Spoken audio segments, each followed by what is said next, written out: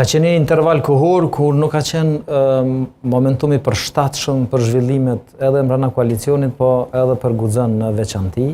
Por megjithatë, historia e parlamentarizmit në Kosovë tregon që largimi i numrit të deputetëve nuk përkthehet në përqindjen e nivelit përkrahjes qytetare.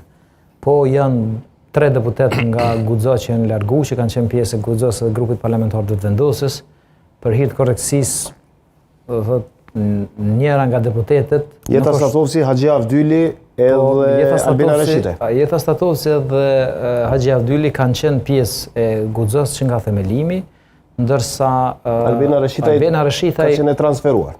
Ka qenë një lloj transferi që nuk mundem as me thonë që ka qenë Guxo. Ka qenë Guxo?